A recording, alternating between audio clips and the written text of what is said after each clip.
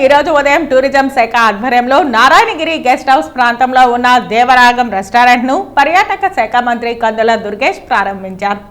మంత్రి దుర్గేష్ మాట్లాడుతూ ఆంధ్రప్రదేశ్ పర్యాటక శాఖ ఆధ్వర్యంలో తిరుమలలో టీటీడీ వారి సహకారంతో అన్నమయ్య బాలాజీ భక్తులకు అందుబాటులో హోటల్స్ నిర్వహిస్తున్నారని, అందులో భాగంగానే ఈరోజు దేవరాగం అనే రెస్టారెంట్ ను ప్రారంభించామని మంత్రి తెలిపారు.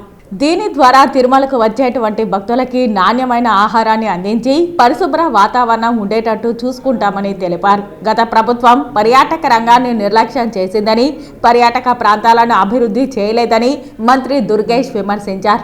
మా ప్రభుత్వంలో అన్ని రంగాలతో పాటు పర్యాటక రంగాన్ని కూడా అభివృద్ధి చేయాలని, టెంపుల్ టూరిజం అభివృద్ధి చేసి ఆంధ్రప్రదేశ్ రాష్ట్రాన్ని పర్యాటక రంగంలో అభివృద్ధి చేస్తామని తెలిపారు. మీరు చెప్పినట్టుగా హైజీన్కి ఏదైతే శుభ్రత నాణ్యం రెండు కూడా క్వాలిటీ అండ్ హైజీన్ రెండు బాగా ఉండే విధంగా వీటి మీద దృష్టి పెట్టి ఆ రకంగా ఒక పక్కన యాంబియన్స్ని ఇస్తూ ఇంకో పక్కన హైజీను అదేవిధంగా పూర్తిగా నాణ్యత రెండు ఉండేలా చూసి ఎక్కువ మంది పిలిగ్రిమ్స్ని ఆకర్షించడానికి ప్రయత్నం చేస్తారు. అది ఇంతకుముందు గత ప్రభుత్వంలో వచ్చిన ఆరోపణలు ఏంటంటే ప్రధానమంత్రి ఏపీ టూరిజం డెవలప్మెంట్ కార్పొరేషన్ నిర్వహిస్తున్న హోటల్స్ పైన సబ్సిడీస్కి ఇస్తున్నారు.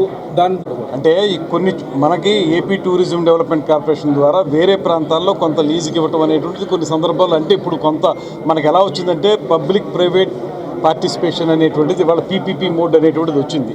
అన్ని ప్రభుత్వం మెయింటైన్ చేయలేదు కనుక కొంత ప్రైవేట్ రంగానికి ఇవ్వడం కూడా జరిగింది. ఇక్కడ తిరుమలలోకి వచ్చేటప్పటికి ఇవి ఏపీ టూరిజం డెవలప్మెంట్ కార్పొరేషన్ వారే మెయింటైన్ చేస్తాం. క్వాలిటీ విషయంలో కొంతమందిని కన్సల్టెన్సీగా తీసుకుంటాం, కొంతమందిని క్వాలిటీ కోసం కొంతమందిని ఉపయోగించుకుంటాం. నేను ఇప్పుడే క్లారిటీ కూడా తీసుకుంటే ఇక్కడ మనం ఏం చేస్తామంటే it will be run by only APTDC Andhra Pradesh tourism development corporation ద్వారానే నడపబడుతుంది.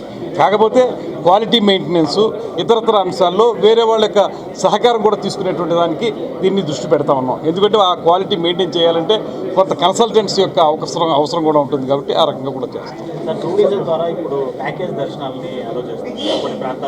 అన్ని ప్రాంతాల నుంచి ఇప్పటికే ప్యాకేజ్ టూర్లు ఉన్నాయి. ప్యాకేజ్ టూర్లు ఇంకా మరింత పెంచుతాం. దాంతోపాటు ఇవాళ నాకు కొంతమంది పర్యాటకుల దగ్గర నుంచి వచ్చినట్టు ఒక విన్నపం ఏంటంటే, మాకు గతంలో అయితే కొంచెం ఎర్లీగా దర్శనం జరిగేదండి, ఈ ప్యాకేజ్ టూర్లో వచ్చేటువంటి వాళ్ళకి ఇప్పుడు 2 గంటల పైగా పడుతుంది. దాన్ని కొంచెం ఈవో గారితో మాట్లాడి కొంచెం సమయం తగ్గిస్తే ఎక్కువ మంది దీన్ని దర్శించుకోవడానికి వీలుగా ఉంటుంది అనేటువంటి మాట చెప్తున్నారు.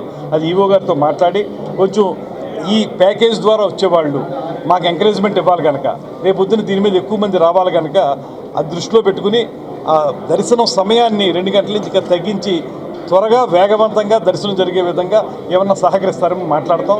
అలా జరిగితే ప్యాకేజీలు కూడా ఎక్కువ పెరుగుతాయి.